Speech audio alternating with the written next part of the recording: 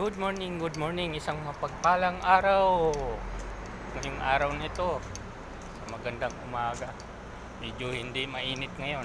Maganda ang forma ng langit. Ah, mga kaibigan, kung saan man kayo naroroon, sa anong ginagawa ninyo ngayon, mag-iingat kayo lagi.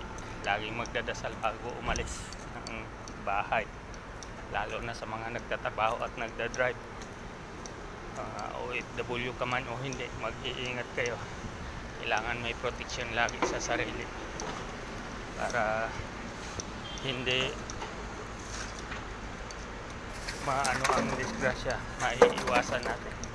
Okay guys, babay ako at andito na ako, malapit na sa opisina. Kukunin ko na yung aking job order. Okay guys, bye bye. God bless po, God bless.